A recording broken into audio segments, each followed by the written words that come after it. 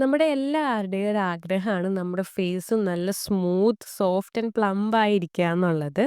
So guys ഇന്നത്തെ video അതിനുള്ളതാണ് ട്ടോ. ഇത് ഒരു 2 സ്റ്റെപ്പ് പ്രോസസ്സാണ്. ഫസ്റ്റ് സ്റ്റെപ്പ് ഫേസ് സ്ക്രബും, സെക്കൻഡ് സ്റ്റെപ്പ് ഫേസ് മാസ്കും ആണ് ട്ടോ. ആൻഡ് ഞാൻ അതിന് മെയിനായിട്ട് ഉപയോഗിച്ചിരിക്കുന്ന ഇൻഗ്രീഡിയൻറ്റ് ആലോവേറയും കൂടിയാണ് ട്ടോ. സോ ഒട്ടും വൈകിക്കാണ്ട് നമുക്ക് വീഡിയോട്ട് പോയാലോ?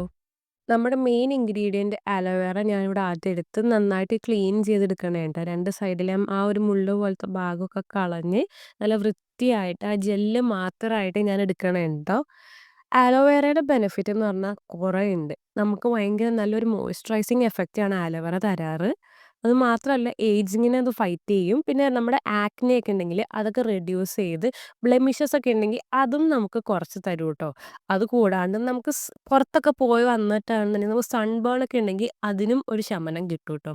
ഇവിടെ ഞാൻ ഇങ്ങനെ എടുത്തെങ്കിലും പിന്നെ എനിക്ക് മനസ്സിലായി ഈ ജെല്ല് മാത്രമായിട്ട് എടുക്കുമ്പോൾ ഭയങ്കര തിക്കാവുന്നുണ്ടെന്ന്. സോ ഞാൻ എന്താ ചെയ്തതെന്ന് വെച്ചാല് ഇത് ജസ്റ്റ് ഞാൻ മിക്സിയുടെ ബ്ലെൻഡറിൽ ഇട്ടിട്ട് ചെറുതായിട്ടൊന്ന് അടിച്ചെടുത്തു. വേറൊന്നും ചേർത്തില്ല. ജസ്റ്റ് ഒരു ജ്യൂസ് ഫോം രീതിയിലാക്കി. അപ്പോൾ കുറച്ചും കൂടി എൻ്റെ സ്റ്റെപ്പിലോട്ട് അത് ഇൻക്ലൂഡ് ചെയ്യാനുള്ള രീതിക്ക് കണ്ടോ അലോവേറ ജെല്ലായിട്ട് ഞാൻ അധികം വാട്ടറി കൺസിസ്റ്റൻസി അല്ലട്ടാ.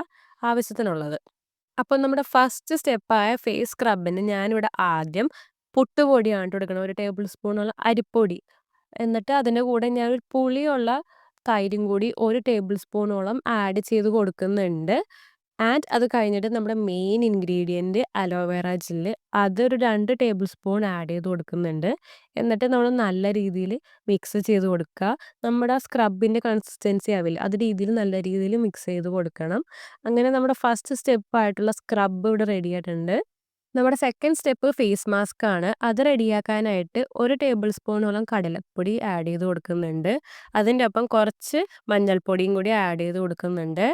ആൻഡ് 2 ടേബിൾ സ്പൂണോളം അലോവേറ ജെല്ലും കൂടി മിക്സ് ചെയ്ത് കൊടുക്കുന്നുണ്ട്. ആദ്യം ഞാൻ കുറച്ച് ഒഴിച്ചുള്ളൂ.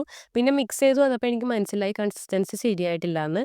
അപ്പം അങ്ങനെ ടോട്ടൽ 2 ടേബിൾ സ്പൂണോളം ഞാൻ അലോവേറ ജെല്ല് ആഡ് ചെയ്ത് കൊടുത്തിട്ടുണ്ട്.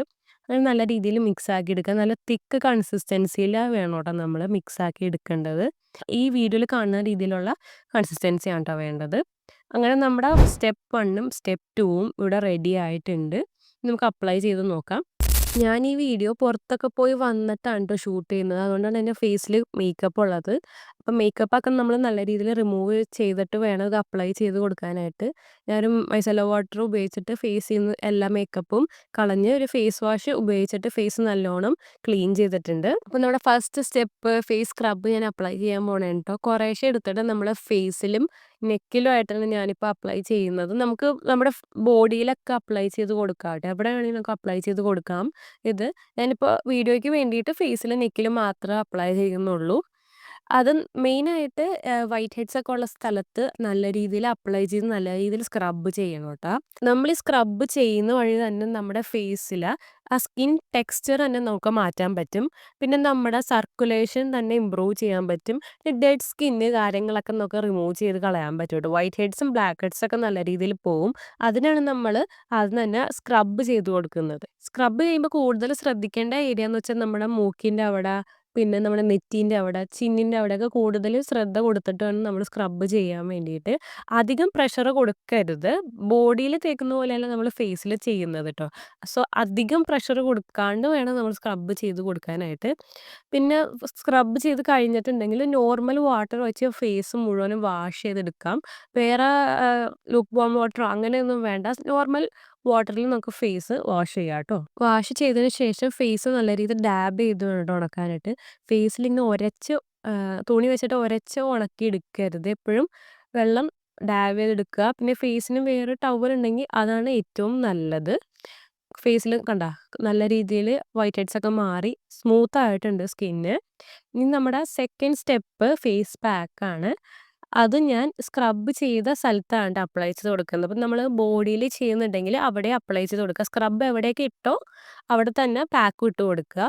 ഞാൻ ഒരു 20 മിനിറ്റ് പാക്ക് വെക്കുന്നുള്ളൂ. അതിൽ കൂടുതൽ ഞാൻ വെക്കുന്നില്ല. ഫേസിലും നെക്കിലുമാണ് ഞാനിപ്പോൾ ഇവിടെ അപ്ലൈ ചെയ്ത് കൊടുക്കുന്നത്. കണ്ടോ 20 മിനിറ്റ്സ് കഴിഞ്ഞിട്ട് എൻ്റെ ഫേസിൽ ഇത്രയും ഉണങ്ങിയിട്ടുണ്ട്. ഇതിൽ കൂടുതൽ വെക്കണ്ട. കാരണം ഫേസ് ഭയങ്കരമായിട്ട് ടൈറ്റ് ആവും.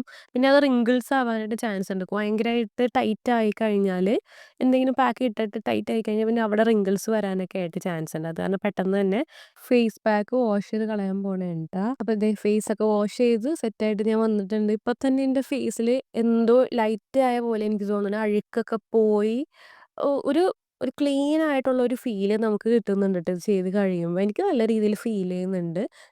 നിങ്ങളൊന്ന് ട്രൈ ചെയ്തിട്ട് എങ്ങനെയുണ്ടെന്ന് കമന്റിൽ പറയണം ട്ടോ. ട്രൈ ചെയ്തിട്ട് പറയണേ. എല്ലാ സ്കിൻ ടൈപ്പിനും പറ്റുന്നതാണ് ട്ടോ ഞാൻ ചെയ്തേക്കുന്നത്. പിന്നെ എന്തെങ്കിലും അലർജീസ് കാര്യങ്ങളോ ഉണ്ടെന്നുണ്ടെങ്കിൽ ഇതൊന്ന് ജസ്റ്റ് ചെവിയുടെ ബാക്കിലായിട്ട് ടെസ്റ്റ് ചെയ്തിട്ട് വേണം ട്ടോ ഫേസിലും ഒക്കെ അപ്ലൈ ചെയ്യാനായിട്ട്. അപ്പൊ ഇന്നത്തെ ഈ വീഡിയോ എല്ലാവർക്കും യൂസ്ഫുൾ ആയെന്ന് ഞാൻ വിചാരിക്കുന്നു. അപ്പൊ എൻ്റെ വീഡിയോസ് ഇഷ്ടപ്പെടുവാണെന്നുണ്ടെങ്കിൽ എൻ്റെ ചാനൽ ഒന്ന് സബ്സ്ക്രൈബ് ചെയ്യണേ. പിന്നെ ഈ വീഡിയോ ഇഷ്ടമായാൽ ഒന്ന് ലൈക്കും ചെയ്യുക, കമൻറ്റ് ചെയ്തേക്കുക. നിങ്ങൾക്ക് ഇനി എന്തെങ്കിലും വീഡിയോസ് കാണണം എന്ന് ആഗ്രഹം ഉണ്ടെന്നുണ്ടെങ്കിൽ അതും ഒന്ന് കമൻറ്റ് ചെയ്ത് പറഞ്ഞാൽ ഞാൻ അതിനെക്കുറിച്ചിട്ട് വീഡിയോ ചെയ്യാം ട്ടോ.